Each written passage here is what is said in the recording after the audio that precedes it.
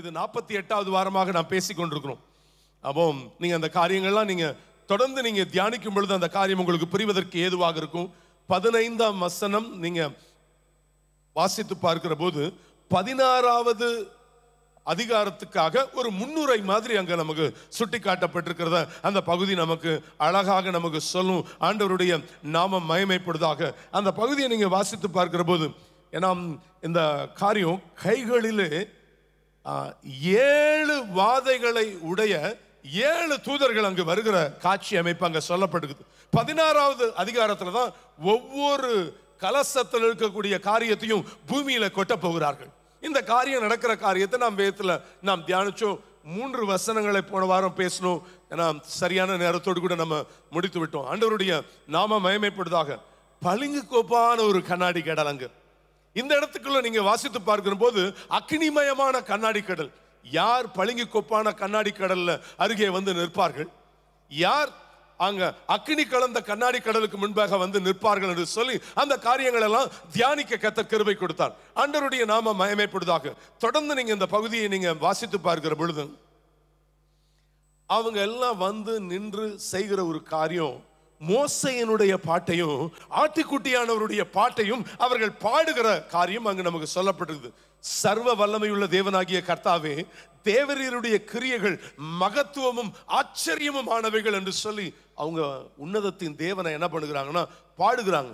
கிரியைகளை சொல்லி பாடுகிறார்கள். அந்த பாடல்களோடு தான் நம்ம முடிச்சோம். கிரியைகளை சொல்லி பாடினார்கள். அவர் கிரியைகள் எப்படிப்பட்டதா? மகத்துவமும் ஆச்சரியமுமானவைகள் என்று சொல்லி வேதத்துல வாசிக்கிறோம். வழிகளை குறித்து பாடினார்கள். ஏன்னா அவருடைய வழிகள் எப்படிப்பட்டது அப்படின்னு சொன்னா, அவருடைய வழிகள் நீதியும் சத்தியமுமானவைகள் என்பதை நாம் தியானிச்சோம். மாத்திரமல்ல, தொடர்ந்து அவங்க எப்படி அவர்களை தேவனை எப்படி மகிமைப்படுத்துகிறார்கள் பார்க்கும்போது, தேவரீர் நீர் ஒருவரே பரிசுத்தர் என்று என்ன பண்ணுகிறாங்க, ஜனங்கள் எல்லாம் பாடுகிற காட்சி அமைப்பு அங்க நமக்கு சொல்லப்படுகிறது. 4ஆம் வசனத்தெல்லாம் நீங்க வாசித்து பார்க்கிற போது அந்த காரியம் நமக்கு சுட்டி காட்டுகிற காரியம். ஆண்டவருடைய நாமம் மகிமைப்படுவதாக. இப்படி அவங்க பாடும் பொழுது ஒரு காரியத்தை நல்லா விளங்கிக் கொள்ளுங்க. நிறைய வேளையில நம்ம சொல்றோம், கைகளை என்ன பண்ணுங்க, உயர்த்தி ஆராதிங்க, நல்லா கைகளை தட்டி ஆராதிங்கன்னு பலவிதமான விளக்கங்களை சொல்லும் பொழுது இன்னொரு காரியத்தை சொல்லிட்டு தொடர்ந்து இந்த நாளினுடைய செய்திக்கு நேராக கடந்து போகிறேன். அதாவது எபிரேய மொழியில ஒரு வார்த்தை சொல்லப்படுது.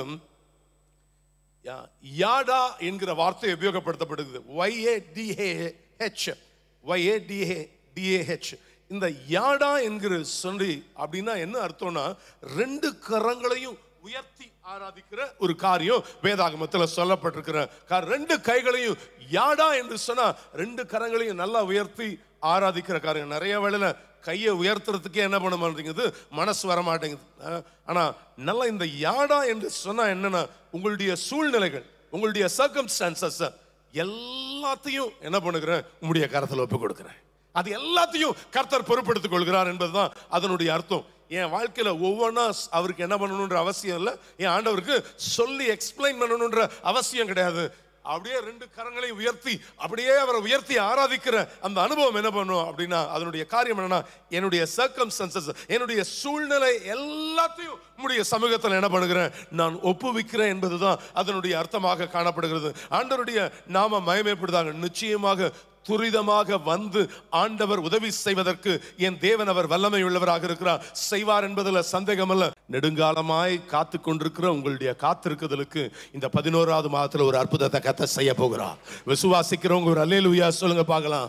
அல்லேலூயா, ஸ்தோத்திரம். வசனம் சொல்லப்படுது, நன்மைக்காக காத்திருக்கிறோம். ஆண்டவரே ஒரு நன்மை கிடைச்சிராதா அப்படின்னு காத்திருக்கிறோம். இன்னொரு இடத்துல சொல்லப்படுது யோபுல, ஒரு மாறுதலுக்காக காத்திருக்கிறேன்னு. அந்த மாறுதலை கர்த்தர் என்ன பண்ணுவார்னா இந்த 11வது மாதத்துல கர்த்தர் காண செய்வார். அல்லேலூயா, ஸ்தோத்திரிக்கிறோம். மாத்திரமல்ல, வேத வசனம் பல காரியங்களை நமக்கு சொல்ல சுட்டி காட்டுகிற காரியம். நான் பொறுமையோடு கூட காத்திருந்தேன். எதற்காக? வாக்கு தத்தம் பண்ணப்பட்டதை பெற்றுக்கொள்வதற்காக. தேவன் உங்களுக்கு வாக்கு கொடுத்த அந்த வாக்கு தத்தங்கள்ல ஒன்று வீணா தரையில விழுவதில்லை. உங்க பொறுமைக்கு இந்த 11வது மாதத்துல கர்த்தர் அற்புதத்தை செய்வார்னு விசுவாசிக்கிறவங்க மறுபடியும் உங்க கைகளை உயர்த்தி ஒரு அல்லேலூயா சொல்லுவோமா? ஆண்டவர் நிச்சயமாக அல்லேலூயா ஸ்தோத்திரிக்கிறோம்.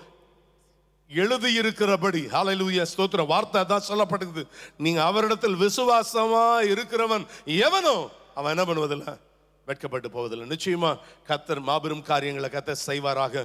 ஆண்டவருடைய நாமம் மகிமைப்படுவதாக.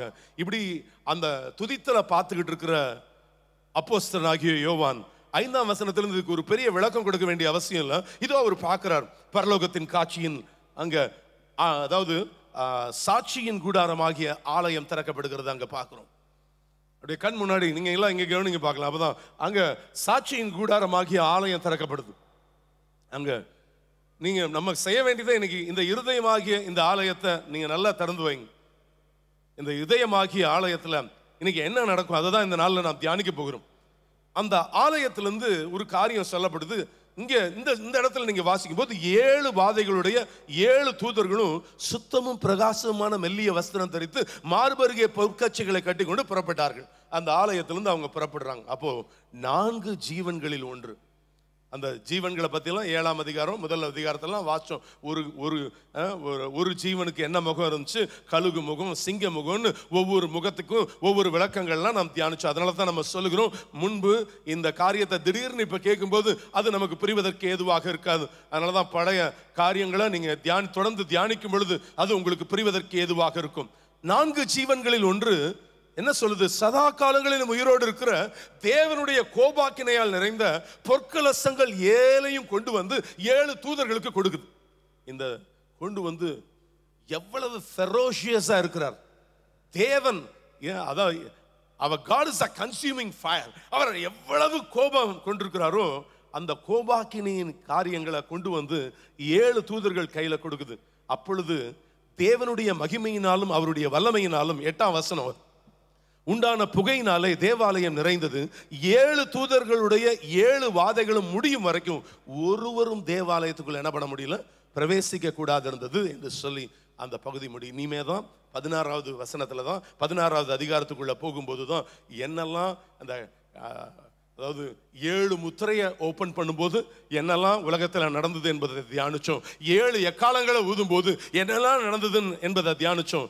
இனி 7 கோபாக்கினை கலசங்கள் ஒவ்வொன்றையும் ஊற்றும் போது 16ஆம் அதிகாரம் பயங்கரமா இருக்கும். அப்படிப்பட்ட காரியங்கள்லாம் நாம் தியானிக்க போகிறோம். ஆனா இன்னைக்கு நாம் தியானிக்க போகிற ஒரு செய்தி என்ன அப்படின்னு சொன்னா, அந்த 8ஆம் அதிகாரத்தினுடைய அந்த 8ஆம் வசனத்தினுடைய முதல் பகுதியை வாசிக்க கேட்டுக்கொள்கிறேன். 15ஆம் அதிகாரம் 8ஆம் வசனத்தினுடைய முதல் பகுதியை நாம் தியானிக்கலாம். அப்பொழுது தேவனுடைய மகிமையினாலும் அவருடைய வல்லமையினாலும் அவருடைய வல்லமையினாலும் உண்டான புகையினாலே தேவாலயம் நிறைந்தது. கைகளை உயர்த்தி ஒரு அல்லேலூயா சொல்லுமா. தேவாலயம் என்ன பண்ணுச்சு? நிறைந்திருக்கிற ஒரு காட்சி. இது நாங்க இந்த தேனி உபவாச கூடுகையில் கொடுக்கப்பட்ட ஒரு தலைப்பு என்ன அப்படின்னு சொன்னா, ராஜாவின் மகிமை. அதுதான் இந்த கடந்த ஆண்டு இந்த ஆண்டு பாஸ்டர் அவர்கள் வைத்திருந்தாங்க. நான் அடுத்த வருஷத்துக்கு தலைப்பு கொடுத்துட்டாங்க. நானும் எனது மந்தையும்னு தலைப்பு கொடுத்துருக்குறாங்க. 30ஆம் ஆண்டுக்கு தலைப்பு கொடுத்துருக்குறாங்க. பட் இதற்காக தியானிக்கும் பொழுது கர்த்தர் இந்த பகுதியிலிருந்து தியானிக்க கர்த்தர் கிருபை தருவாரா என்று விசுவாசிக்கிறேன். தேவனுடைய மகிமையினாலும் அவருடைய வல்லமையினாலும் உண்டான புகையினால தேவாலயம் நிறைந்தது. இன்னைக்கு சப்ஜெக்டுக்குள்ள வருவோம். இங்க மகிமையினால ஆலயம் என்ன பண்ணி இருக்குதா? நிரம்பி இருக்குது. இந்த ஆலயம் எப்படி இருக்கணும்? மகிமையால நிறைந்து காணப்பட வேண்டும். அப்போ மகிமையால இந்த ஆலயம் நிரம்பி இருக்கும் பொழுது கர்த்தர் உள்ள வந்து வாசம் பண்ணுவா. எல்லா காரியங்களும் ஏன் அந்த மகிமை எப்பொழுது கடந்து வரும்? அந்த என் வாழ்க்கையில் அந்த மகிமையை நான் ருசிக்க முடியலையே, காரணம் என்ன? அந்த காரியங்களை தான் இந்த நாளில் என்ன பண்ண போறோம்? தியானிக்க போகிறோம். தேவாலயம் முழுவதும் அவருடைய மகிமையினால அவருடைய வல்லமையினால நிறைந்திருக்கிற காட்சி அமைப்பு அங்க வேதத்துல நமக்கு சொல்லப்பட்டிருக்குது. அதனுடைய அந்த காரியங்களை நாம் இந்த நாள்ல நாம் தியானிச்சு நாம் திருவிருந்துக்கு நேராக கடந்து வருவோம். கர்த்தர் நம்மை ஆசீர்வதிப்பாராக. ஆண்டவருடைய நாமம் மகிமைப்படுவதாக. ஏசாயா எழுதிய தீர்க்கதரிசன புத்தகம் 6ஆம் அதிகாரம் 3வது வசனத்தை வாசித்து பாருங்கள். ஏசாயா 6:3 நமக்கு என்ன சொல்கிறது? ஒருவர் நோக்கி, சேனைகளின் கர்த்தர் பரிசுத்தர், பரிசுத்தர், பூமி அனைத்தும் அவருடைய மகிமையால் நிறைந்திருக்கிறது. பூமி அனைத்தும் அவருடைய மகிமையால் என்ன பண்ணப்பட்டிருக்குது? நிறைந்திருக்கிறது என்று கூப்பிட்டு சொன்னார்கள் என்று சொல்லி அந்த பகுதியில் வாசிக்கிறோம். பூமி அனைத்தும் அவருடைய மகிமையால நிரம்பி இருக்கிற காட்சி அமைப்பு. கவனிங்க, இங்க கவனிங்க, அப்பதான் அந்த சொல்லுகிற காரியம் உங்களுக்கு புரிவதற்கு எதுவாக இருக்கும். மகிமை என்கிற அந்த பதத்துக்கு எபிரேய மொழியில என்ன வார்த்தை கொடுக்கப்பட்டிருக்குது அப்படின்னு சொன்னா காவோட் என்கிற பதம் உபயோகப்படுத்தப்பட்டது. KAVOD, காவோடு அப்படின்னா என்ன அர்த்தம்? மகிமை, க்ளோரி என்பதாக அதனுடைய அர்த்தம். ஆண்டவருடைய நாம மகிமைப்படுதாக. நிறைய பேர் என்ன சொல்லுகிற வழக்கங்கள் உண்டு அப்படின்னா, ஷகினா என்கிற பதத்தை என்ன பண்ணுவாங்க, ஒரு ஷகினா மகிமை அப்படின்னு என்ன பண்ணுவது, நம்ம நிறைய சொல்லுகிற வழக்கம் உண்டு. ஷகினா என்கிற வார்த்தை எபிரேய மொழியும் கிடையாது, அது கிரேக்க மொழியும் கிடையாது. அது என்ன மொழி என்று சொன்னா அரமிக் வார்த்தை. அரமிக் வார்த்தை ஷகேனா என்று சொன்னா இன்னொரு விதத்துல அதற்கு அர்த்தம் என்ன அப்படின்னு சொன்னா பிரசன்னம். அந்த இடம் முழுசு எப்படி நிரம்பி இருக்குது? அவருடைய பிரசன்னத்தால நிரம்பி இருக்குது என்பதாக அர்த்தம். மகிமை என்கிற இந்த வார்த்தைக்கு எபிரேய மொழியில என்ன சொல்லப்படுது? காவோடு என்று நமக்கு சுட்டி காட்டுகிற காரியம் அதான். அதனுடைய அர்த்தம் என்ன அப்படின்னு சொன்னா, காவோடுனா என்ன அர்த்தம்? இங்கெல்லாம் கவனிங்க, இன்னும் நீங்க பைபிள் பார்த்தீங்கன்னா அந்த அந்த வார்த்தை புரியாது. இல்லை, நான் சொல்ல வருகிற அந்த கருத்து உங்களுக்கு புரிவதற்கு ஏதுவாக அமையாது. நல்லா கவனிச்சுக்கோ. What is the biblical translation? வேதாகமத்தின்படி அதனுடைய பல அர்த்தங்கள் இருந்தாலும், அதாவது உலக பிரகாரமாக பல அர்த்தங்கள் இருந்தாலும், what is the biblical translation? நீங்க வேதத்தில் பார்க்கும்போது அதுக்கு என்ன கொடுக்கப்பட்டிருக்குன்னா, காட்ஸ் வெயிட்னு சொல்லப்பட்டிருக்கு. God's weight, WEIGHT, God's weight அப்படின்னு சொல்லப்படுது. அவருடைய கணம் அப்படின்னு வார்த்தை சொல்லப்படுது. ஆண்டவருடைய நாம மகிமைப்படுவதாக. எப்படி நம்ம சொல்லலாம்? இங்க சிலரை பத்தி சொல்லும்போது அப்படி சொல்லுவாங்க, பிரதர் அவர் பயங்கர வெயிட்டான பார்ட்டி அப்படின்னு சொல்லுவாங்க. அந்த மாதிரி நம்ம சொல்லலாம் அப்படின்னு சொன்னா, இங்க முன்னாடி பிரேம் இப்படின்றாப்ல, பிரேம் இங்க உட்கார்ந்துருக்கிறார், பயங்கர பணத்துல வெயிட்டான பார்ட்டி அப்படின்னு நம்ம என்ன பண்ணலாம் சொல்லலாம். அடுத்த ஒருத்தர் உட்கார்ந்துருக்கிறார், அவங்க அப்பா நிறைய அரசியல்வாதிகள்லாம் தெரியும்பா, அவருக்கு தெரியாத அதிகாரிகளே கிடையாதுப்பா இப்போ. அதனால அவர் அவங்க வீட்டார் பயங்கர வெயிட்டான பார்ட்டிப்பா. அடுத்தவர் அங்க உட்கார்ந்துருக்கிறான், பென்னி உட்கார்ந்துருக்கிறாங்க, அவர் ரொம்ப செல்வாக்கான நிலை, எல்லா காரியங்கள்ல அவருக்கு ஹாஸ்பிட்டல் சரௌண்டிங்ஸ்ல தெரியாத காரியங்களே கிடையாது. அப்படி ஒவ்வொருத்தர் ஒவ்வொரு காரியத்துல எப்படிப்பட்டவங்களா இருக்கிறாங்க அப்படின்னு சொன்னா கணம் பொருந்தியவர்களாக காணப்படுகிறாங்க. ஆனா இங்க இந்த அர்த்தம் என்ன அப்படின்னு சொன்னா, ஆண்டவர் எதுல வெயிட் அப்படின்னு சொன்னா எல்லாத்துலயும் ஆண்டவர் எப்படிப்பட்டவரா இருக்கிறாரு, அதுதான் அதனுடைய அர்த்தம். ஆண்டவருடைய அது போல ஆண்டவர் எதுல வெயிட்னா எல்லாத்துலயும் ஆண்டவர், அத்தனையும் சேர்த்துதான் நம்ம என்ன சொல்றோம், மகிமை என்று நம்ம சொல்லுகிறோம். ஆண்டவருடைய நாம மகிமைப்படுதாக. பணம், செல்வாக்கு, ஐஸ்வர்யம், இன்னும் நீங்க எதிர்பார்க்கிற காரியங்கள், அதாவது அவர் மகிமை அங்க வந்து வாசம் பண்ணுனா அங்க ஒரு குறையுமே இருக்காது. அங்க நல்லா கவனிங்க, அங்க மகிமை வந்து ஒரு இடத்துல வந்து வாசம் பண்ணுது அப்படின்னு சொன்னா எதுலையுமே என்ன இருக்காதுன்னா ஒரு குறையுமே காணப்படாது. அதை தான் இந்த நாள்ல நம்ம அப்போ அந்த மகிமையால இந்த ஆலயம் என்ன பண்ணப்பட்டிருக்கணும், நிரம்பி இருக்க கர்த்தர் கிருபை தருவாராக. ஆண்டவருடைய நாம மகிமைப்படுதாக. வல்லமை வந்தா ஒரு குறிப்பிட்ட ஏரியாவில் தான் கிரியை செய்யும். ஆனா மகிமை வந்து இறங்கினா எல்லா குறைவுகளையும் அது நிறைவாக்கும். ஆண்டவருடைய நாம மகிமைப்படுவதாக. ஆண்டவர் மாபெரும் காரியங்களை கர்த்தர் செய்வாராக. உதாரணத்துக்கு வேதாகமத்தில் அங்க மகிமை வந்து இறங்கினா ஒரு குறைவுமே இருக்காதுன்னு சொல்றீங்களே, எப்படி அப்படின்னு கேட்டா, அதாவது மகிமை வந்து யார் மேல வந்து இறங்குச்சு, இஸ்ரவேலர்கள் மேல வந்து இறங்குறத வேதத்துல வாசிக்கிறோம். இஸ்ரவேலர் மேல வந்து இறங்கின பொழுது அவங்களுக்கு வேண்டிய என்ன கிடைச்சது, மண்ணா கிடைத்தது. அவங்களுக்கு வேண்டிய காடைகள் வந்து இறங்கினது. எதிரிகள் வராங்க அப்படின்னு முன்பாக என்ன வந்தது, மேகஸ்தம்பம். பின்பாக என்ன வந்து நின்னது, அக்னி ஸ்தம்பம். நம்ம இதுக்கு ஒரு பியூட்டிஃபுல்லான ஒரு விளக்கத்தை பாஸ்டர் அவர்கள் அடிக்கடி நமக்கு சொல்லியிருக்கிறாங்க. 40 வருஷமா அவங்க நடந்து போய்கிட்டே இருக்கிறாங்க. அவங்களுடைய பாதரட்சை என்ன பண்ணவில்லை, தேய்ந்து போகவும் இல்லை, ட்ரெஸ் என்னவாகல, பழசாகவும் இல்லை. வழியில் அவங்களுக்கு இது ஃபெஸ்டிவல் ஆஃபர்லாம் இல்லை. அவங்க ஒரே ட்ரெஸ்ஸை தான் என்ன பண்ணிட்டு இருக்கிறாங்க.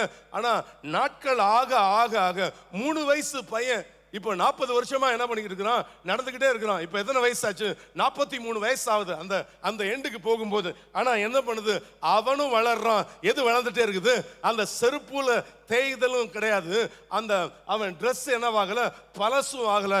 அதுல ஒரு காரியத்தை நம்ம வேதத்துல நம்ம பார்க்கும் பொழுது பார்க்கிற காரியம், ஒரு மகிமை வந்து அந்த இடத்துல வந்து இறங்கினா ஒரு குறைவும் இல்லாதபடிக்கு மாற்றி அமைக்கிற தேவன் நிச்சயமாக அந்த மகிமையினால உங்களையும் என்னையும் நிரப்புவதற்கு அவர் வல்லமை உள்ளவர்னு விசுவாசிக்கிறவங்க கைகளை உயர்த்தி ஒரு அல்லேலூயா சொல்லுவோமா.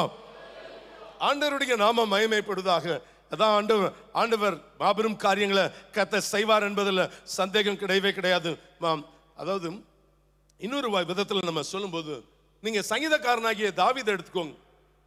அவர் தன்னுடைய வாழ்க்கையில வல்லமையை தாங்க, எனக்கு கிருபையை தாங்கன்னு நீங்க பைபிள்ல நீங்க எத்தனை விதத்துல நீங்க சர்ச் பண்ணி பார்த்தீங்கன்னாலும் அதிகமா அவர் ஜெபம் பண்ணது என்னன்னா, எனக்கு உம்முடைய மகிமையை தாங்க. அவருடைய ஜெபம் முழுசு என்னவா தான் இருந்துச்சுன்னா, மகிமையை தாரும் என்பதுதான் அதனுடைய காரியமா இருக்குது. ஒரு உதாரணத்துக்கு ஒரு வசனத்தை நம்ம அடிக்கடி பேசுகிற வசனம் 27ஆம் சங்கீதம் 4வது வசனத்தை வாசித்து பாருங்கள். ஹல்லேலூயா, ஸ்தோத்திரிக்கிறோம். 27:4 நமக்கு என்ன சொல்கிறது? கர்த்தரிடத்தில் ஒன்றை நான் கேட்டேன், கர்த்தரிடத்தில் ஒன்றை நான் கேட்டேன், அதையே நாடுவேன், அதையே நாடுவேன். நான் கர்த்தருடைய மகிமையை பார்க்கும்படியாகவும், நான் கர்த்தருடைய மகிமையை நான் பார்க்கும்படியாகவும், அவருடைய ஆலயத்தில் ஆராய்ச்சி செய்யும்படியாகவும், அவருடைய ஆலயத்தில் ஆராய்ச்சி செய்யும்படியாகவும், நான் என் ஜீவனுள்ள நாளெல்லாம், நான் என் ஜீவன் உள்ள நாளெல்லாம் கர்த்தருடைய ஆலயத்தில் தங்கியிருப்பதையே நாடுவேன். நான் கர்த்தருடைய ஆலயத்தில் தங்கியிருப்பதை நாடுவேன். கைகளை உயர்த்தி ஒரு அல்லேலூயா சொல்லுவோமா? ஒன்றை நான் கேட்டேன், அதையே நாடுவேன். என்னத்துக்கு? என்றும் உம்முடைய மகிமையை காண. ஹல்லேலூயா, ஸ்தோத்திரிக்கிறோம். ஒரே ஒரு காரியம், அவருடைய மகிமையை நீங்க வாஞ்சிக்கும் போது அந்த இடத்துல ஒரு குறையுமே இருக்காது. நம்ம பக்கத்துல சொல்லுங்க பார்க்கலாம், ஒன்றை கேளுங்க, அதையே நாடுங்க, தேவ மகிமையை நீங்க காண்பீர்கள். அங்க உங்களுக்கு ஒரு குறைவும் இருக்காது. பாடலாமா? ஹல்லேலூயா. ஒன்றை நான் கேட்டேன், அதையே நாடுவேன், என்றும் தம் மகிமையை காண. ஒன்றை நான் கேட்டேன், அதையே நாடுவேன், என்றும் தம் மகிமையை காண. ஜீவனுள்ள நாளெல்லாம் தம் ஆலயத்தில் தங்குவதை வாஞ்சித்து நாடிடுவேன். ஜீவனுள்ள நாளெல்லாம் தம் ஆலயத்தில் தங்குவதை வாஞ்சித்து நாடிடுவேன். காலையும் மாலையும் வேளையும் கர்த்தரை கருத்துடன் பாடிடுவேன். காலையும் மாலையும் வேளையும் கர்த்தரை கருத்துடன் பாடிடுவேன்.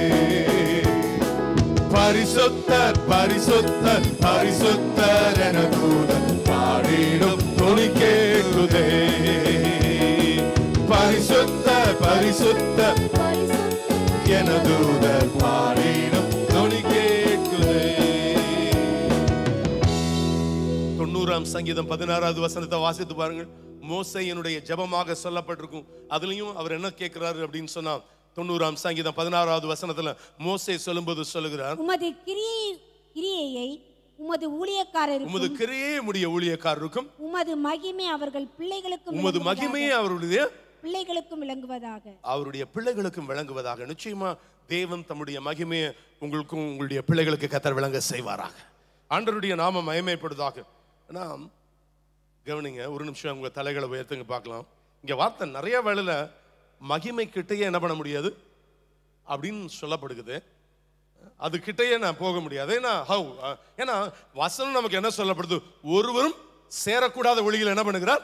அவர் வாசம் பண்ணுகிற தேவன். எப்படி நான் கிட்ட போறது? நான் எப்படி அவர் கிட்ட போகிற ஒரே ஒரு வழிதான் அதுக்கு உங்களுக்கும் எனக்கும், அதுவும் புதிய ஏற்பாட்டு சபையினராகிய உங்களுக்கும் எனக்கும் அருமையான ஒரு வழி. ஒரே ஒரு வசனத்தை நம்ம சொல்லிட்டு நம்ம சப்ஜெக்ட் குள்ள போலாம். எபிரேயர் 1ஆம் அதிகாரம் 3வது வசனத்தை வாசித்து பாருங்கள். எபிரேயர் 1:3 முதல் பகுதி நமக்கு சுட்டி காட்டுகிற காரியம் என்ன? இப்படி இருக்க பரம அழைப்புக்கு பங்குள்ளவர்களாகிய பரிசுத்த சகோதரரே, நாம் அறிக்கை பண்ணுகிற அப்போஸ்தலரும் பிரதான ஆசாரியருமாய் இருக்கிற கிறிஸ்து இயேசுவை கவனித்து பாருங்கள். எபிரேயர் 1:3 எபிரேயர் 1:3 இவர் அவருடைய மகிமையின் பிரகாசம். கவனிங்க, அது என்ன சொல்லப்படுது? இவர் அவருடைய மகிமையின் பிரகாசம். எல்லாம் ஒரு நிமிஷம் கவனிக்கலாம். இவர் யாரு, அவர் யாரு? அங்க ரெண்டு இடத்துலயுமே என்ன சொல்லப்படுது? பேர் சொல்லப்படல. இவர் அவருடைய மகிமையின் பிரகாசம் அப்படின்ற பதம் உபயோகப்படுது.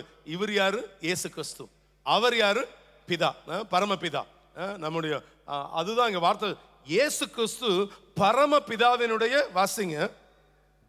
அவருடைய மகிமையின் பிரகாசம். இயேசு கிறிஸ்து பரமபிதாவினுடைய மகிமையின் வாசிங்க. அவருடைய தன்மை இல்ல, அவருடைய இல்ல. நான் அதனால தான் இங்க இவர் அவருடைய, அதுக்கு நான் விளக்கம் சொல்லிட்டேன். அதை தொடர்ந்து இயேசு கிறிஸ்து பிதாவினுடைய மகிமையின் பிரகாசமும் அவருடைய தன்மையின் சொரூபமாய் அவருடைய தன்மையின் சொரூபமாய் இருந்து சர்வத்தையும் தம்முடைய வல்லமையுள்ள வசனத்தினால் தாங்குகிறவராய் தம்மாலே தாமே நம்முடைய பாவங்களை நீக்கும் சுத்திகரிப்பை உண்டு பண்ணி உன்னதத்தில் உள்ள மகத்துவமானவருடைய வலது பாரிசத்திலே உட்கார்ந்தார். கைகளை உயர்த்தி ஒரு அல்லேலூயா சொல்லுமா. நீ என்ன விசுவாசிச்சா தேவனுடைய மகிமையை காண்பாய். நல்ல ஒரு காரியம், நல்லா ஈஸியா விளங்கிக்கிற ஒரு காரியம் என்னன்னா, நீங்க இயேசுவை நெருங்க நெருங்க நெருங்க பரமபிதாவினுடைய ஒட்டுமொத்த மகிமையை என்ன பண்ண முடியும், நீங்க அனுபவிக்க முடியும். நீங்க இயேசுவை நெருங்க நெருங்க நெருங்க பரமபிதாவினுடைய ஒட்டுமொத்த மகிமை, இவர் அவருடைய என்னவா இருக்கிறாரோ தற்சொரூபமாக காணப்படுகிறார். இயேசு கிறிஸ்து பரமபிதாவினுடைய அவர் இந்த இடத்துல வந்திருந்தாலும் வார்த்தை நமக்கு சுட்டி காட்டுகிறார், இயேசுவை நீங்கள் நெருங்க நெருங்க நெருங்க என்ன நடக்கும்னா பரமபிதாவினுடைய அந்த முழு மகிமை என்ன பண்ண முடியும், நாம் அனுபவிக்க கர்த்தர் கிருபையை தேவன் தந்தருள்வதற்கு அவர் வல்லமை உள்ளவராக இருக்கிறார், செய்வார் என்பதில் எவ்வளவேனும் சந்தேகம் கிடையவே கிடையாது. எப்பொழுது ஒரு மனிதன் தேவனை தரிசிக்க முடியும், இயேசுவை நெருங்க நெருங்க நெருங்க எல்லாம் சொல்லிடும். தேவனுடைய மகிமையை எப்பொழுது ஒரு மனிதன் காண முடியும்? வேதத்துல வாசிக்கும் பொழுது இப்படி ஒரு வார்த்தை சொல்லப்படுது, அவர் கட்டளையிட்ட யாவையும் என்ன பண்ணுங்க, செய்யுங்க, நிச்சயமா தேவனுடைய மகிமை உங்களுக்கு காணப்படும். பக்கத்துல கையை கொடுத்து சொல்லுங்க பாப்போம், கர்த்தர் கட்டளையிட்ட யாவையும் செய்யுங்க, கர்த்தருடைய மகிமை நிச்சயமா உங்களுக்கு காணப்படும். கர்த்தர் கட்டளையிட்ட காரியம்னா எதை நம்ம சொல்ல வருகிற காரியம்? 4 காரியங்களை இந்த நாளில் தியானிக்க கர்த்தர் கிருபையை தேவன் தந்தருள்வாராக. தேவனுடைய மகிமையை காண்பது எப்படி, அதுதான் இந்த நாளினுடைய சப்ஜெக்ட். அதுதான் ஆண்டவருடைய மகிமையை, ராஜாவினுடைய மகிமையை நாம் காண்பது எப்படி, அதை நாம் தியானிக்க போகிறோம். ஆண்டவருடைய நாம மகிமை, இன்றைக்கு நீங்கள் ராஜ மகிமையை பார்க்கக்கூடிய வாய்ப்புள்ள வாழ்க்கையை நான் உங்களுக்கு சொல்கிறேன். ஏதாவது அப்புறம் இல்லை, இன்னைக்கு நீங்க காண கர்த்தர் கிருபையை தருவா. இன்றைக்கு நீங்க ராஜாவினுடைய மகிமையை, அந்த தேவ மகிமையை காணக்கூடிய வாய்ப்புள்ள ஒரு வாழ்க்கையை நான் உங்களுக்கு சொல்ல வாஞ்சிக்கிறேன். ஆண்டவருடைய நாம மகிமைப்படுவதாக. வார்த்தையை நீங்க வாசித்து பார்க்கிற பொழுது வேத வசனம் நமக்கு சுட்டி காட்டுகிற காரியம், லேவியராகமம் 9ஆம் அதிகாரம் 3-4 வசனங்களை நீங்க வாசித்து பாருங்க. லேவியராகமம் 9ஆம் அதிகாரம் 3-4 வசனங்கள். மேலும் இஸ்ரவேல் புத்திரரை நோக்கி, கர்த்தருடைய சந்நிதியில் பலியிடும்படிக்கு நீங்கள் பாவ நிவாரண பலியாக பழுதற்ற ஒரு வெள்ளாட்டு கடாவையும் சர்வாங்க தகன பலியாக ஒரு வயதான பழுதற்ற ஒரு கன்றுக்குட்டியையும் ஒரு ஆட்டுக்குட்டியையும் சமாதான பலியாக ஒரு காளையையும் ஒரு ஆட்டுக்கடாவையும் எண்ணெயிலே பிசைந்த போஜன பலியையும் கொண்டு வாருங்கள், இன்று கர்த்தர் உங்களுக்கு தரிசனமாவார் என்று சொல் என்றான். இன்று கர்த்தர் உங்களுக்கு தரிசனமாவா. கவனிங்க பார்க்கலாம், எதை கொண்டு வரணும்? இந்த 4 பலிகளை கொண்டு வரணும். பாவ நிவாரண பலி, 2வது காரியம் சர்வாங்க தகன பலி, 3வது சமாதான பலி, 4வது போஜன பலி. இந்த 4 பலியையும் நீங்க கொண்டு வாருங்கள்.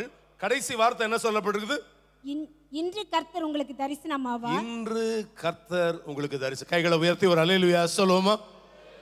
இன்று கர்த்தர் உங்களுக்கு தரிசனமா. நீங்க என்னங்க இதுல மகிமைன்ற வார்த்தை வரலையே, தரிசனம் தானே சொல்லப்படுது. இன்று உங்களுக்கு தரிசனம் ஆவார் தானே சொல்லப்படுது.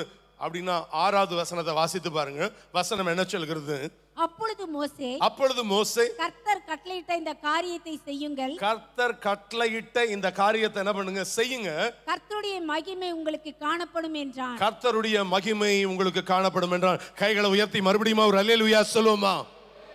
கர்த்தர் கட்டளையிட்ட இந்த காரியத்தை செய்யுங்க. இந்த 4 பலிகளையும் நீங்க செலுத்துங்க. கர்த்தருடைய மகிமை என்ன பண்ணும், உங்களுக்கு காணப்படும். நல்ல கவனிங்க. காணப்பட்டுச்சா? அதுதான் கேள்வி. காணப்படும் இங்கிருந்து நம்ம சொல்லிடுறோம். அப்போ அந்த காரியம் காணப்பட்டுச்சா அப்படின்னு நீங்க பார்க்கும் பொழுது 23வது வசனத்தை வாசிங்க. வேத வசனம் நமக்கு என்ன சொல்லுகிறது? அதே 9ஆம் அதிகாரம் 23ஆம் வசனம். பின்பு மோசேயும் ஆரோனும் பின்பு மோசேயும் ஆரோனும் ஆசாரிப்பு கூடாரத்துக்குள் பிரவேசித்து ஆசரிப்பு கூடாரத்துக்குள்ள பிரவேசித்து வெளியே வந்து ஜனங்களை ஆசீர்வதித்தார்கள்.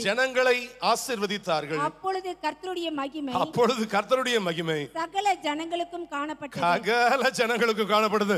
நல்ல கைகளை உயர்த்தி ஒரு அல்லேலூயா சொல்லுங்க பார்க்கலாம். சகல ஜனங்களுக்கும் காணப்படுது. அப்படின்னா என்ன அர்த்தம்னா அவங்களுக்கு அதுக்குரிய பேஷன், அந்த வாஞ்சை இருந்துச்சு. அதனால தான் அவங்களுக்கு என்ன பண்ணப்படுச்சு, அது காணப்படுது. யாருக்கோ வாஞ்சை இல்லைன்னா என்ன பண்ண முடியாது, அதை பார்த்திருக்க முடியாது. இங்க வார்த்தை சொல்ல மோசே சொல்லிட்டார். அப்போ ஒருவரும் சேரக்கூடாத ஒளியில வாசம் பண்ணுகிற சர்வ வல்லமை உள்ள ஆண்டவரை பார்க்க ஆசைப்பட்ட ஜனங்கள். அதான் அங்க வார்த்தை. உண்மையாக, அதாவது உடனடியா தேவன் கட்டளையிட்ட எல்லா காரியத்தையும் செய்ய ஆரம்பித்தார்கள். இமீடியட்லி எல்லாத்தையும் அவங்க செய்ய ஆரம்பிச்சாங்க. எது வந்து இறங்கிருச்சு அந்த இடத்துல? தேவனுடைய மகிமை வந்து இறங்கிருச்சு. அவ்வளவுதான். அதை செய்ய ஆசைப்பட்டார்கள். ஆசைப்படணும். முதல்ல அந்த காரியத்தை செய்யணும்ன்ற யாருக்கோ இது பிரசங்கம் இல்லை, இது எனக்குரியதுன்னு சொல்றவங்க கைகளை உயர்த்தி ஒரு அல்லேலூயா சொல்லுவோமா? ஆண்டவருடைய நாமம் மகிமைப்படுதாக. தேவனுடைய மகிமையை எப்படி காண்பது? பாவ நிவாரண பலி செலுத்தப்பட வேண்டும், சர்வாங்க தகன பலி செலுத்தப்பட வேண்டும், சமாதான பலி செலுத்தப்பட வேண்டும், போஜன பலி செலுத்தப்பட வேண்டும். ஆண்டவருடைய நாமம் மகிமைப்படுதாக செய்வார் என்பதில் சந்தேகம் கிடையவே கிடையாது. ஆண்டவருடைய கரம் இந்த 4 பலிகளுக்கும் 4 வசனங்கள் அது எங்க சொல்லப்பட்டிருக்கு, அவங்க எங்கெங்க செலுத்தினாங்க அப்படின்னா வாசிக்கிறதுக்கு நமக்கு நேரம் இல்லை. ஆனா பாவ நிவாரண பலி செலுத்தப்பட்டது எங்க சொல்லப்பட்டிருக்குன்னா 9ஆம் அதிகாரம் 8வது வசனம்.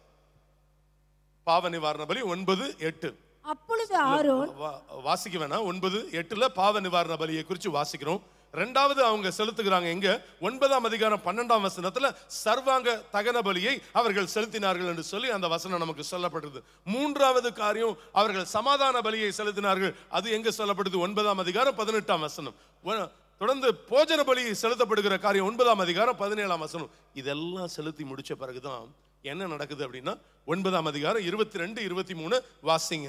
பின்பு ஆரோன் ஜனங்களுக்கு நேராக தன் கைகளை உயர்த்தி அவர்களை ஆசீர்வதித்து நான் பாவ நிவாரண பலியையும் சர்வாங்க தகன பலியையும் சமாதான பலிகளையும் செலுத்தின இடத்திலிருந்து அவன் இறங்கினான். பின்பு மோசேயும் ஆரோனும் ஆசரிப்பு கூடாரத்துக்குள் பிரவேசித்து வெளியே வந்து ஜனங்களை ஆசீர்வதித்தார்கள். அப்பொழுது கர்த்தருடைய மகிமை சகல ஜனங்களுக்கும் காணப்பட்டது என்று சொல்லி அந்த பகுதியில் நாம் வாசிக்கிறோம். அதாவது அப்பொழுது தேவனுடைய மகிமை சகல ஜனங்களுக்கும் காணப்படுது. அப்படி இல்லாத பட்சத்துல இந்த 4 செலுத்தலன்னு சொன்னா யாரும் தேவன் என்ன பண்ணிருக்க முடியாது, தரிசித்திருக்க முடியாது. யாருமே தேவனுடைய மகிமை என்ன பண்ணிருக்க முடியாது, கண்டிருக்கவும் முடியாது. ஏன்னா வசனம் என்ன சொல்லப்படுது? பரிசுத்தம் இல்லாமல் ஒருவனும் என்ன பண்ண முடியாது, தேவனை தரிசிக்க முடியாது. இன்னைக்கு இதை தொடுவதற்கு முன்பாக கர்த்தர் என்ன முழுவதுமாக என்ன பண்ணுவாராக, பரிசுத்தப்படுத்துவாராக. தேவனுடைய அப்பத்தையும் திராட்சரசத்தையும் அபாத்திரமானங்களாய் பானம் பண்ணாதபடிக்கு பாத்திரவான்களாக இன்னைக்கு நான் பானம் பண்ண கர்த்தர் உங்களுக்கு எனக்கு தேவன் கிருபையை தேவன் தந்தருள்வதற்கு அவர் வல்லமை உள்ளவராக இருக்கிறார். முதல்ல செலுத்தப்படுகிற பலி என்ன பலினா? பாவ நிவாரண பலி. ஒரு தேவனுடைய பிள்ளை பாவத்தை நிவர்த்தி செய்கிறவனாக இருக்க வேண்டும். அபிஷேகம் பெற்றாச்சு, இன்னைக்கு ஞானஸ்நானம் ரட்சிக்கப்பட்டாச்சு, அபிஷேகம் அதாவது ஞானஸ்நானம் பெற்றாச்சு, அபிஷேகம் பெற்ற பிறகு ஒரு மனுஷன் பாவம் செய்வான், ஆனால் அவனுக்கு பேர் என்ன சொல்லப்படுதுன்னா துணிகரமான பாவி அப்படின்னு சொல்லப்பட்டிருக்கிற காரியம். பாவ நிவாரண பலிய நம்ம என்ன பண்ணணுமா, தினமும் செலுத்தணும். எப்படி செலுத்தணும்? இந்த வார்த்தையை சொல்லுங்க. தினமும் சொல்லுவோம். தினமும் நீங்க செலுத்தணும். ஓகே, ஒரு நாள் பெற்றாச்சு அப்படி இல்லை, தினமும் அவன் என்ன பண்ணணும், இந்த பாவ நிவாரண பலியை செலுத்துகிறவனாக நாம் வேதத்தில் வாசிக்கிறோம். என்னாகமம் 16 நீங்க வாசித்து பார்க்கிற போது வாதை தொடங்கிருச்சு அந்த இடத்துல. ஆனா ஒரு பெரிய நியாய தீர்ப்பு ஏற்பட்டு கொண்டே இருக்குது. ஜனங்க என்ன பண்ணிக்கிட்டே இருக்கிறாங்க, செத்து விழுந்துகிட்டே இருக்கிறாங்க அந்த இடத்துல. ஆனா அப்பொழுது மோசே ஆரோன்ட்ட போய் சொல்றாரு, இந்த ஜனங்களுக்காக நீ என்ன பண்ணு, பாவ நிவர்த்தி செய்யும் சொன்ன போது, பாவ நிவர்த்தி செய்த போது அப்படி அந்த வாதம் என்ன பண்ணுச்சு, நின்று போனது என்பதை நாம் வேதத்தில் வாசிக்கும் பொழுது வாசிக்கிறோம். எனக்கு அருமையான தேவ ஜனமே, இன்னைக்கு நிறைய பெயின் கில்லர்ஸ் இன்னைக்கு பயன்படுத்தப்படுகிறது. டாக்டர்ஸ் எல்லாம் இங்க இருக்கிறாங்க, சில சமயத்துல தொடர்ந்து ஒரு இடத்துல வலிக்குதுன்னா இதை போட்டுக்கோங்கப்பா, ஓலினி எடுங்க, இல்ல என்ன பண்ணுங்க மூவ் போடுங்க, இல்ல இந்த தைலத்தை போடுங்க. என்ன போட்டுக்கிட்டாலும் அது எல்லாமே இட்ஸ் அ டெம்பரரி ரிலீஃப். அது எல்லாமே எதுக்கு, ஒரு அந்த நிமிடத்துக்கு என்ன இருக்கும், நல்லா இருக்கும். ஆனா நிரந்தரமான விடுதலைக்கு முதல் வழி என்ன அப்படின்னு சொல்லி வசனம் நம்முடைய வாழ்க்கையில நிரந்தரமான விடுதலைக்கு இன்னொரு விதத்துல சொல்லுதான் தேவனுடைய மகிமையை காண முதல் வழி என்ன அப்படின்னு சொன்னா பாவ நிவாரண பலியை என்ன பண்ணணும், செலுத்த வேண்டியது அவசியம் என்று சொல்லி நாம் வேதத்தில் வாசிக்கிறோம். ஏனென்றால் பாவம் என்ன பண்ணுது அப்படின்னு சொன்னா தேவனுடைய முகத்தை எனக்கு என்ன பண்ணுது, மறைக்கிறதாக நாம் வேதத்தில் வாசிக்கும் பொழுது வாசிக்கிறோம். ஒவ்வொரு நாளும் ஒரு சுத்திகரிப்பை உங்களுக்காக நீங்க நடப்பிக்க வேண்டும். அப்படி எங்க வசனம் சொல்லப்படுது, யாத்திரையாகமம் 29ஆம் அதிகாரம் 36வது வசனத்தை வாசித்து பாருங்கள். யாத்திரையாகமம் 29:36. பாவ நிவர்த்திக்காக ஒவ்வொரு நாளும் ஒவ்வொரு காளையை பாவ நிவாரண பலியாக பலியிட்டு பலிபீடத்துக்காக அப்படின்னா என்ன அர்த்தம், ஒவ்வொரு நாளும் நீங்க பலியிட்டே ஆக வேண்டும் என்று சொல்லி நாம் வேதத்துல நாம் பார்க்கும் பொழுது பார்க்கிறோம். இன்னைக்கு நம்ம ஒவ்வொரு நாளும் ஆத்திரம் சோத்திரம் ஆமேன்னு இல்லாம ஒவ்வொரு நாளும் ஆண்டவரே அப்படின்னு சொல்லி அவருடைய சன்னிதானத்துல நம்முடைய காரியங்களை ஒப்பு கொடுக்கும் பொழுது கர்த்தர் இறங்கி அற்புதங்களை செய்வார். பக்கத்துல கையை கொடுத்து சொல்லுங்க பார்க்கலாம், உங்களுக்கு சம்பாதிக்க நேரம் இருக்குது, உங்களுக்கு தூங்க நேரம் இருக்குது, ஆனா தினமும் தேவ சமூகத்துல உட்கார்ந்து உங்களை சீர்படுத்திக் கொள்ள உங்களுக்கு நேரம் இருக்குதா?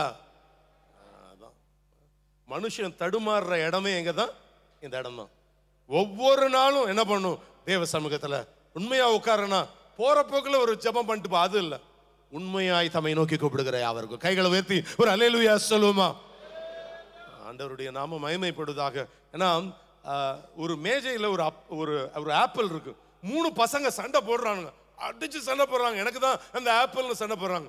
அம்மா அங்க இருந்து ஒரு வேர்டு வருது, யாரு என் சொல்லுக்கு கீழ்படுகிறீங்களோ ஒழுங்கா நடக்கிறீங்களோ அவங்களுக்கு தான் அந்த ஆப்பிள்னு அப்படின்னு சொல்லிட்டாங்க. 3 பேரும் கைப்பிடிச்சு வெளியே போனாங்க. போகும்போது சொல்லிட்டு பேசிட்டே போனாங்க, டே நமக்கு இன்னைக்கு இந்த ஆப்பிள் கண்டிப்பா கிடையாதுடா, அப்பாக்கு தான்டா இந்த ஆப்பிள்னு. நம்ம ஆட்கள் என்னன்றீங்க, திருந்துறதுக்கு என்ன கிடையாது, மனசு இல்லை, அவ்வளவுதான். இன்னைக்கு நமக்கு இந்த ஆப்பிள் கிடையாது, முடிவு பண்ணிட்டானுங்க அப்படின்னா என்ன அர்த்தம், திரும்பி நாங்க என்ன பண்ணுவோம், சண்டை போடுவோம் அப்படின்றது தான் அதனுடைய காரியம். அப்போ திரும்பி அந்த காரியத்தை செய்யற காரியம் அல்ல, உண்மையான மனம் திரும்புதல கர்த்தர் எதிர்பார்க்கிறார். ஏன்னா மனுஷன் எல்லா நிலைகள்ல 20 வருஷமா ஒருத்தன் ஜெயில இருந்தவர் வெளியில வரார், விடுதலையாய் வெளியே வரார். ஏன்னா வெளியே வந்துட்டு வீட்டுக்குள்ள உள்ள வராங்க, தப்பிச்சு உள்ள வராங்க. வந்தவொடனே அங்க மனைவியை பாக்குறாங்க. மனைவி பார்த்தவொடனே ஃபர்ஸ்ட் கேள்வி என்ன, ஐயோ வந்து அது இல்லை, அவன் கேட்கல, சன் நியூஸ்ல நீ தப்பிச்சு 8 மணி நேரம் ஆச்சுன்னு சொல்ற, இவ்வளவு நேரம் கழிச்சு எங்கேயா போயிருந்த நீ இவ்வளவு நேரம்? எல்லாமே it was a crooked mind. எல்லா காரியங்கள, ஏன்னா இன்னைக்கு எந்த காரியத்துல இன்னைக்கு நம்முடைய மனசு, நம்முடைய ஆவி, ஆத்துமா, சரீரம் எல்லாம் கரைபட்டு இருக்குன்னு சொன்னா இன்னைக்கு அதனால தான் வசனம் ஒவ்வொரு நாளும் நீ பாவ நிவர்த்தியை செய்ய. இன்னைக்கு ஒவ்வொரு நாளும் உங்க பலிபீடத்துல உங்களை ஒப்பு கொடுக்க நீங்களும் நானும் நம்மை அர்ப்பணிக்க நம்ம ஒப்பு கொடுக்கிறோம். ஆண்டவருடைய நாம மகிமைப்படுவதாக. இந்த பிளானிங் ரொம்ப முக்கியம். எல்லா காரியங்கள்ல நமக்கு அதாவது கையில 10 லட்சத்தை வச்சுட்டு 20 லட்சத்துக்கு என்ன பண்ணக்கூடாது, வீடை கட்டுறதுக்கு என்ன பண்ணக்கூடாது, பிளான் பண்ணக்கூடாது. It is a failure. அப்புறமே என்ன பண்ணிக்கிட்டு இருப்போம், எல்லா இடத்துமே அது ஒரு நமக்கு ஒரு ஒரு காரியத்தில் அது நமக்கு ஒரு பெரிய தடையாக மாறி போகிறத நம்ம பார்க்கும் பொழுது பார்க்கணும். ஆண்டவருடைய நாம மகிமைப்படுவதாக. எனக்கு அருமையான தேவ ஜனமே, இன்னைக்கு நமக்காக ஒரு காரியம் நமக்கு சொல்ல வேதவசனம் நமக்கு சுட்டி காட்டுகிற காரியம் என்ன? லேவியராகமம் 17ஆம் அதிகாரம் 11ஆம் வசனம் என்ன சொல்லுகிறது? லேவியராகமம் 17:11. மாம்சத்தின் உயிர் ரத்தத்தில் இருக்கிறது. மாம்சத்தினுடைய உயிர் ரத்தத்தில் இருக்கிறது. நான் அதை உங்களுக்கு பலிபீடத்தின் மேல் உங்கள் ஆத்துமாக்களுக்காக பாவ நிவர்த்தி செய்யும்படிக்கு கட்டளையிட்டேன். கவனிங்க, இந்த இடத்துல மனுஷன் இங்க ரத்தம். ஆனா இன்னைக்கு பழைய ஏற்பாட்டில் இருக்கக்கூடிய ரத்தம் வேற, ஆட்டுக்கடா, வெள்ளாட்டுக்கடா, இளங்காளை அவைகள் ரத்தம். ஆனால் புதிய ஏற்பாடு ஜனங்களாக உங்களுக்காக எனக்காக நமக்காக சிந்தப்பட்ட ஆண்டவராகிய இயேசு கிறிஸ்துடைய திரு ரத்தத்தினால நம்ம கழுவி சுத்திகரிக்கும்படியாக ஆண்டவருடைய நாம மகிமைப்படுவதாக. அவருடைய ரத்தம் மாத்திரமல்ல, அவருடைய கிருபையும் சத்தியமும் உங்களுக்கு எனக்கும் அளிக்கப்பட்டிருக்கிறது என்று சொல்லி அந்த பகுதியில் நாம் வாசிக்கும் பொழுது வாசிக்கிறோம். இன்னைக்கு எது என்னுடைய வீக்னஸ் என்பதை அறிந்து சத்துரு என்ன பண்ணுவோம், நம்மளை அடிச்சு காலி பண்ண காத்துக்கிட்டு இருக்கிறோம். நம்முடைய பலவீனம் என்ன என்பது சாத்தானுக்கு நல்லா தெரியும். உங்களுடைய பலவீனம் உங்களை மேற்கொள்ளாதபடிக்கு இன்னைக்கு ஊக்கமாக ஜெபம் பண்ணுங்க. முடியல பிரதர், அந்த காரியத்தில் ஐ எம் ஃபெயிலிங் அப்படின்னு சொன்னா அதுக்கு தான் இந்த 40 நாட்கள் ஜெபம் வச்சிருக்கிறோம். அது காரியங்கள் இந்த ஜாதி பிசாசு என்ன பண்ணாது, உபவாசத்தினாலும் ஜெபத்தினால அதுக்காக தான் நம்ம ஒடுக்கி நம்மை தாழ்த்தும் பொழுது கர்த்தர் பெரிய காரியங்களை கர்த்தர் செய்வார். ஆண்டவருடைய நாம மகிமைப்படுவதாக. எல்லாவற்றிலும் ஒரு பெரிய வெற்றியை தேவன் தந்தருள்வதற்கு அவர் போதுமானவர் என்பதில் எவ்வளவு சந்தேகம் அல்ல. இயேசு கிறிஸ்துவின் ஏன்னா நீதிமொழிகள் 16ஆம் அதிகாரம் 6வது வசனத்தில் வாசித்து பார்க்கும் பொழுது கிருபையினாலும் சத்தியத்தினாலும் பாவம் நிவர்த்தியாகும் என்று சொல்லி அந்த பகுதியில் வாசிக்கிறோம். இந்த 3 காரியங்கள் இயேசுவினுடைய ரத்தத்தினால நீங்க சாத்தானை ஜெயிக்கலாம், அவருடைய கிருபையினால நீங்க என்ன பண்ணலாம், நிலை நிற்கலாம், சத்தியத்தை அறிவீர்கள், சத்தியம் உங்களை என்ன பண்ணும், விடுதலை ஆக்கும். ஆண்டவருடைய நாம மகிமைப்படுவதாக. இருதயம் நொறுங்குண்டவர்களுக்கு கர்த்தர் எங்க வராரா, எப்படி வரார், சமீபமா வருகிறார். பாவ நிவாரண பலியை செலுத்தணும். பாவத்துக்காக மனஸ்தாபப்பட்டு நம்ம என்ன பண்ணணும், சரி பண்ணுவது அவசியம். 2வது பலி நம்ம செலுத்த வேண்டிய பலி என்ன, சர்வாங்க தகன பலி. அது என்ன சொல்ல, சர்வ அங்கத்தையும் தகனமாக ஒப்பு கொடுப்பது. சர்வ அங்கத்தையும் உச்சம் தலையிலிருந்து உள்ளங்கால் வரைக்கும், ஏன் நாடி நரம்பு ரசம், அதாவது ரத்தம் தசை எலும்பு எல்லா டிஷ்யூஸும், அதான் சர்வ அங்கத்தையும் என்ன பண்ணணும்னா தகனமாக ஒப்பு கொடுக்கிற காரியம். அதுதான் வார்த்தை. எல்லாத்தையும் பலிபீடத்துல நம்மை சமர்ப்பிக்கிற ஒரு காரியம் தான் 2வது காரியம், சர்வ அங்கத்தை தகனமாக ஒப்பு கொடுப்பது. ஏசாயா 1:6 நமக்கு சொல்ல, உள்ளங்கால் தொடங்கி உச்சந்தலை மட்டும் அங்கு சுகமே இல்லை என்பதாக வேதத்தில் வாசிக்கிறோம். சர்வாங்க சுகம் கிடைக்க அப்போஸ்தலர் 3:16 நீங்க வாசித்து பாருங்க. ஆண்டவருடைய நாம மகிமைப்படுவதாக. நீ நம்ம பார்த்தோம், நம்ம தான் என்னவா இருக்கிறோம், ஆலயம். இந்த சர்வாங்க தகன பலியை நம்ம என்ன பண்ணணும், நாம் செலுத்த வேண்டியது. சில சமயம் நம்ம கை நம்ம கட்டுப்பாட்டை மீறி போயிடுது. சில சமயத்துல என் நாவு என் கட்டுப்பாட்டை மீறி போயிடுது. சில சமயங்கள்ல என் கால் என் கட்டுப்பாட்டை மீறி போகிற காரியம். ஆண்டவருடைய நாம மகிமைப்படுவதாக. எத்தனை பேர் அதை பார்த்தீங்கன்னு தெரியல. ஒரு காந்திஜி சொன்ன ஒரு காரியம் சொல்லி ஒரு வச்சிருப்பான். 3 குரங்கு பொம்மை இருக்கும். அந்த குரங்கு பொம்மை என்ன பண்ணும், ஒன்று 2 கண்ணை மூடி இருக்கும், இன்னொன்று 2 காதை முடுக்கும், இன்னொன்று என்ன பண்ணும், வாயை முடுக்கும். நான் இப்போ ஒன்று போட்டிருக்கிறாங்க, 4வது குரங்கு பார்த்தேன். 3 அதுக்கு பக்கத்தில் 4வது குரங்கு. நீங்க எத்தனை பேர் அதை அந்த காட்சி அமைப்பு பார்த்தீங்கன்னா இந்த 3த்தையுமே அது செய்யலை. என்ன பண்ண, வேண்டாத அது அதான அர்த்தம். வேண்டாததை பார்க்காத, வேண்டாததை பேசாத, வேண்டாததை கேட்காத. அந்த குரங்கு 4வது குரங்கு அந்த 3த்தையும் செய்யலை. அது இப்படியே செல்போனை நோடிக்கிட்டு இருக்குது. That's the 4th one. அதான் போட்டுருந்துச்சு. சில வேலையில் நம்ம கை நம்ம கட்டுப்பாட்டை மீறி என்ன பண்ணிடுது, போயிடுது. எல்லா காரியங்கள்ல வேறாமை. நீ ஆண்டவர் நமக்கு வசனம் சொல்லப்படுது, சர்வ அங்கத்தையும் நீ என்ன பண்ணு, தகனமாக ஒப்பு கொடுக்கும்படியாக ஆண்டவர் நமக்கு சுட்டி காட்டுகிற காரியம் அதான். ஆண்டவருடைய நாமம் மகிமைப்படுவதாக. ஜனத்துல 2 சாமுவேல் 24:25 வாசித்து பார்ப்பீங்கன்னு சொன்னா சென்சஸ் எடுக்கிறார் யாரு, தாவீது. சென்சஸ் எடுத்ததுனால என்ன நடக்குதுன்னா அந்த ஜனத்துல 70,000 பேர் செத்தார்கள்னு வேதத்துல வாசிக்கணும். ஆனா ஆண்டவர்கிட்ட அவர் தன்னை அர்ப்பணிச்சு சர்வ அங்கமாக தகனை ஒப்பு கொடுத்து ஆண்டவர்கிட்ட கேட்கும் பொழுது, நம்ம செய்ய வேண்டிய ஒரு காரியம், உன் ஜெபம் கேட்கப்படணும்னு சொன்னா சர்வாங்க தகன பலி என்ன பண்ணணும், நீங்க செலுத்த வேண்டியது அவசியம். பிரியமானவர்களே, ஆண்டவர் உங்களை ஆசீர்வதிப்பாராக. 3வது காரியம் நமக்கு சுட்டி காட்டுகிற காரியம் என்ன, சமாதான பலி. சமாதான புருஷனா மாறி இருக்கணும். எது யாரோட சமாதானமா இருக்கணும், தேவனோட சமாதானமா இருக்கணும். 2வது யாரோட சமாதானம், மனுஷர்களுக்குள்ள சமாதானம். 3வது நமக்குள்ள என்னவா இருக்கணும், சமாதானம் இருக்கணும். அதான் இங்க பார்க்கும்போது பார்க்கிறோம். அதாவது யோனா கிட்ட எல்லாருக்கும் தெரியும், யோனா கிட்ட தேவன் பேசுறாரு, நீ எரிச்சலா இருக்கிறது நல்லதா அப்படின்னு யார்கிட்ட கேட்கிறாரு. அப்போ உடனே நம்மால் பதில் சொல்றாரு, யார், யோனா. நான் சாகிற வரைக்கும் எரிச்சலா தான் இருப்பேன், உமக்கு என்ன ஆன்சர் பாருங்க. அப்போ யார்கிட்ட சமாதானம் இல்லை அவருக்கு, அவரு நீங்க அதுக்கெல்லாம் விளக்கிறதுக்கு டைம் இல்லை. அவர் இந்த ஆன்சர் பண்ணுவார். நீ ஆண்டவர் கேட்குறார், நீ எரிச்சலா இருக்கிறது நல்லதாப்பா அப்படின்னா அவன் உடனே ஆன்சர் பண்றார். என்ன ஆன்சர் பண்றார்? நான் சாவர வரைக்கும் எரிச்சலா தாங்க இருப்பேன், உங்களுக்கு என்னங்க அப்படின்னு யார்கிட்ட கோவப்படுறோம்? தேவன் கிட்ட கோவப்படுறார். தேவன்கிட்ட சமாதானம் இல்லை. ரெண்டாவது இங்க வார்த்தை நமக்கு சுட்டி காட்டுகிற காரியம் என்ன? அநேகருக்கு மனுஷர்கள்ட்ட என்ன கிடையாதுன்னா சமாதானம் இல்லை. ஆண்டவர் யாவரோடும் எப்படி இருக்க நாடுங்கள்? சமாதானமா இருக்க நாடுங்கள்னு வேதத்துல வாசிக்கிறோம். நாம் லேவியராகமம் 19ஆம் அதிகாரம் 5வது வசனத்தை நீங்க வாசித்து பாருங்கள். வேத வசனம் என்ன சொல்லுகிறது? நீங்கள் சமாதான பலியை கர்த்தருக்கு செலுத்தினால் அதை உற்சாகமாய் செலுத்துங்கள்.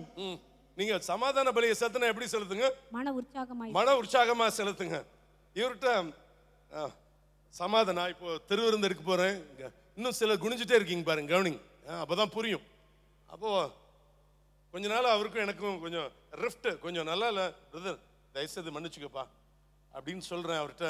ஆனா என் வாய் சொல்லுது, என்ன சொல்லல, என் மனசு சொல்ல, கரவண்டா இவன்ட்டெல்லாம் வந்து நான் மன்னிப்பு கேட்க வேண்டியதா இருக்குது எது சொல்லுது? மனசு சொல்ல. ஆனா வெளியில என்ன பண்றேன் பிரதர் பிரதர் அப்படின்னு என்ன பண்றேன்னா இந்த நடிக்கிறது, அதுதான் இது. அப்படி இல்லை. இங்க வார்த்தை நமக்கு சுட்டிக்க, சமாதான பலியை செலுத்தினா எப்படி செலுத்துங்க? மன உற்சாகமா செலுத்துங்க. வெளியில என்ன பண்ணாதீங்கன்னா ஆக்டிங், அதாவது முழு பூசணிக்காயை எதுல மறைக்கிற கதை? சோத்துல மறைக்கிற கதை. அப்படி இருக்காதீங்கன்னு வசனம் நமக்கு சுட்டி காட்டுகிற காரியம் அதுதான். ஆண்டவருடைய நாம மகிமைப்படுதாக. அப்போ நம்ம ஜாக்கிரதையாக இருப்பது அவசியம் பிரியமானவர்களே. இன்னொரு வசனத்தை கூட நீங்க வாசித்து பார்ப்பீங்க அப்படின்னு சொன்னா, சமாதானத்துக்காக எதையும் செய்யறோம். நீங்க 1 ராஜாக்கள் 8:63 வாசித்து பாருங்க. 1 ராஜாக்கள் 8ஆம் அதிகாரம் 63ஆம் வசனம். சாலமோன் செலுத்துற சமாதான பலியை பாருங்க. சாலமோன் கர்த்தருக்கு சமாதான பலிகளாக 26,000 மாடுகளையும். எத்தனை மாடு செலுத்தினா? 26,000 மாடுகளையும் 120,000 ஆடுகளையும் பலியிட்டான். 120,000 ஆடுகளையும் என்ன பண்ணினாலும் பலியிட்டான். அப்படின்னா என்ன அர்த்தம்னா, சமாதானத்துக்காக எதையும் செய்ய ஆயத்தமா இருக்கும்.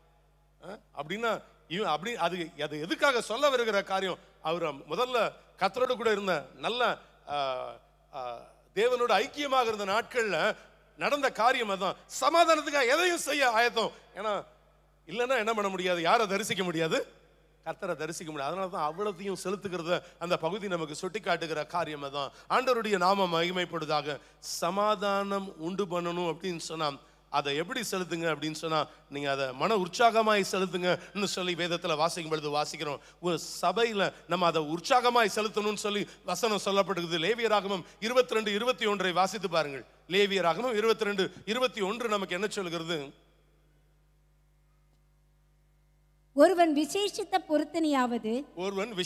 பொருத்தனையாவது உற்சாகமாயாவது கர்த்தருக்கு மாடுகளிலாகிலும் ஆடுகளிலாகிலும் சமாதான பலிகளை செலுத்த போனால் அது அங்கீகரிக்கப்படும்படி ஒரு பழுதும் இல்லாமல் உத்தமமாய் இருக்க வேண்டும். சொல்லப்படும் உற்சாகமாய் நீங்க செலுத்தணும். எப்படி செலுத்தணும்? உற்சாகமாய் செலுத்தணும். நான் இன்னைக்கு இதை வந்து பங்கு கொள்ளுகிறேன், ஆனா கடைசி வரைக்கும் என்ன பண்ணுவேன்? இவங்க கூட நான் என்ன பண்ணுவேன்? விரோதமாவே இருப்பேன். இல்ல பிரதர், அவங்க அப்படி இருக்காங்க, நம்ம திருந்துறோமா? முதல்ல அவங்க வந்து என்கிட்ட மன்னிப்பு கேட்டோம், என் மேல ஒரு ஃபால்ட்டும் இல்லை. நம்ம செய்ய வேண்டியது, இவர் என் கூட பேசலைன்னா கூட என்ன பண்ணணும்? வந்து பேசுவது தான். இது என்ன இயல்பு? அதுதான் கிறிஸ்துவனுடைய இயல்பு. அவர் என்ன திரும்பி பார்க்கட்டும், நான் அப்புறம் திரும்பி பார்க்கிறேன். அப்படி இல்லை, ஒருவருக்கொருவர் சார்ந்து. அதுதான் வேதவசனம் நமக்கு சுட்டி காட்டுகிற காரியம். அதுதான் இன்னொரு காரியம். அப்படி நீங்க செலுத்திட்டீங்கன்னா என்ன நடக்கும்னா, 1 சாமுவேல் 11:15 வாசித்து பாருங்கள். 1 சாமுவேல் 11ஆம் அதிகாரம் 15ஆம் வசனம் நமக்கு அதனால கிடைக்கிற ஒரு காரியம் என்ன அப்படின்னு சொன்னா, 1 சாமுவேல் 11:15. அப்படியே ஜனங்கள் எல்லாரும் கில்காலுக்கு போய் அவ்விடத்திலே கர்த்தருடைய சந்நிதியில் சவுலை ராஜாவாக ஏற்படுத்தி அங்கே கர்த்தருடைய சந்நிதியில் சமாதான பலிகளை செலுத்தி அங்கே சவுலும் இஸ்ரவேல் மனுஷர் யாவரும் மிகவும் சந்தோஷம் கொண்டாடினார்கள். சமாதான பலியை செலுத்தும் போது என்ன கிடைக்குதுங்க உங்களுக்கு? மிகுந்த சந்தோஷம். பக்கத்துல கை கொடுத்து சொல்லுங்க, எல்லாத்தையும் ஒப்புரவாகுங்க, உங்களுக்கு மிகுந்த சந்தோஷம் கிடைக்கும். நமக்கு நிம்மதியா இருக்கும். பேசாதவங்கள்ட்ட போய் பேசிட்டோம்னு வச்சுக்கோங்க, என்ன கிடைக்கும் நமக்கு? என்ன கிடைக்கும்? நமக்கு ஒரு மிகுந்த சந்தோஷத்தை கத்த தருவதற்காக வல்லமை உள்ளவராக இருக்கிறார். ஆண்டவருடைய நாம மகிமைப்படுதாக. 2 சாமுவேல் 1:23 வாசித்து பார்க்கும் பொழுது இந்த மிகுந்த சந்தோஷத்துல அவங்களுக்கு கிடைக்கிற ஒரு இன்னொரு காரியம் எனக்கு அந்த சவுலை பத்தி சொல்லும்போது இந்த வசனம் ரொம்ப பிடிக்கும். 2 சாமுவேல் 1:23. உயிரோடு இருக்கையில் சவுலும் யோனத்தானும் பிரியமும் இன்பமாய் இருந்தார்கள். மரணத்திலும் பிரிந்து போனதில்லை. அப்பாவும் பிள்ளையும் இந்த இடத்துல சவுலும் யோனத்தானும் மரணத்திலும் பிரிந்து போனதில்லை. கழுகுகளை பார்க்கிலும் வேகமும் சிங்கங்களை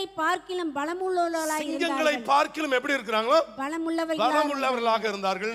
வேதத்துல இன்னைக்கு எல்லாத்தையும் நீங்க ஒப்புரவாயிட்டு இந்த காரியத்தை கர்த்தருக்கு நீங்க செலுத்தும் போது உங்களுக்கு கிடைக்கிற ஒரு ரிவார்டு என்னன்னா, அவங்களுக்கு கிடைக்கிற காரியம் என்ன, கழுகுகளை பார்க்கிலும் வேகமும் சிங்கத்தை பார்க்கிலும் என்ன உண்டாகுது, பலன் உண்டாகிறதுல நம்ம அந்த பகுதியில் வாசிக்கும் பொழுது வாசிக்கிறோம். இன்னைக்கு ஆண்டவர் நிச்சயமா இந்த 11வது மாதத்துல ஆண்டவர் நமக்கு சொல்லுகிற காரியம் அதனா, கழுகுகளை பார்க்கிலும் வேகத்தை கத்த தருவா, சிங்கங்களை பார்க்கிலும் பலத்த தேவன் தந்தருள்வார்னு விசுவாசிக்கிறவங்க நல்ல ஒரு அல்லேலூயா சொல்லுங்க பார்க்கலாம். இன்னும் ஒரு வசனத்தை வாசித்து நாம் திருவிருந்துக்கு நேரம் கடந்து போகலாம். இன்னும் ஒரு பலி, என்ன பலி, போஜன பலி. அது எதை காண்பிக்குதுன்னா, தேவனுடைய சித்தத்தை காண்பிக்கிறது. பாவ நிவாரண பலி, பாவத்தை நம்ம முழுமையாக சமர்ப்பிக்க ஒப்பு கொடுக்க வேணும் ஆண்டவருடைய சன்னிதானத்துல. 2வது என்ன பலி, சர்வ அங்க பலியாக நம்ம ஒப்பு கொடுக்கணும். 3வது சமாதான பலி, எல்லாத்தையும் சமாதானம் பண்ண நாடுங்கள். 4வது போஜன பலி எதை காண்பிக்குதுன்னா, நிறைய சித்தம் செய்யறோம், ஏன் சித்தத்தை செய்யறோம், சாத்தானுடைய சித்தத்தை செய்யறோம். ஆனா இங்க போஜன பலி என்பது எதை காண்பிக்குதுன்னா, எதை காண்பிக்குது, தேவ சித்தத்தை அது காண்பிக்குது. ஒரு வசனத்தை வாசிங்க, யோவான் 4ஆம் அதிகாரம் 31 மற்றும் 34வது வசனத்தை வாசித்து பாருங்கள். யோவான் 4ஆம் அதிகாரம் 31, 34 வசனங்கள். இப்படியே நடக்கையில் சீஷர்கள் அவரை நோக்கி, ரபி போஜனம் பண்ணும் என்று வேண்டிக் கொண்டார்கள். எல்லாரும் போஜனம் பண்ணும் ரபி, இயேசுவை பார்த்து சொல்றாங்க, நீங்க போஜனம் பண்ணுங்கன்னு வேண்டிக் கொள்கிறார்கள். அதற்கு அவர், நான் புசிப்பதற்கு நீங்கள் அறியாத ஒரு போஜனம் எனக்கு உண்டு என்றார். நீங்க புசிப்பதற்கு நீங்கள் அறியாத ஒரு போஜனம் எனக்கு உண்டு என்றார். 34வது வசனம். இயேசு அவர்களை நோக்கி, நான் என்னை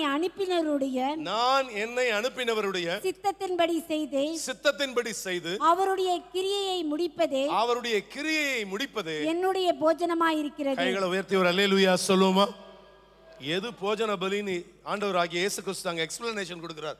என் பிதாவினுடைய சித்தத்தை செய்வதே என்னவா இருக்குது, என் போஜனமா இருக்குது. இன்னைக்கு உங்களுக்கும் எனக்கும் தேவன் ஒரு ஃபார்முலா வச்சிருக்கிறாருன்னா, இந்த மகிமை வரணும் அப்படின்னு சொன்னா, இந்த தேவ மகிமை இந்த ஆலயத்தை வந்து நிரப்பணும் அப்படின்னு சொன்னா, இன்னைக்கு திரு இயேசு கிறிஸ்துவினுடைய திரு சரீரத்தையும் அவருடைய அப்பத்தையும் அவருடைய திரு ரத்தத்தையும் பங்கு கொள்வதற்கு முன்பாக ஒரே ஒரு விஷயம் நம்ம திரு சமூகத்துல நம்ம முழுமையாக அர்ப்பணிப்போம். ஹல்லேலூயா, ஸ்தோத்திரிக்கிறோம்.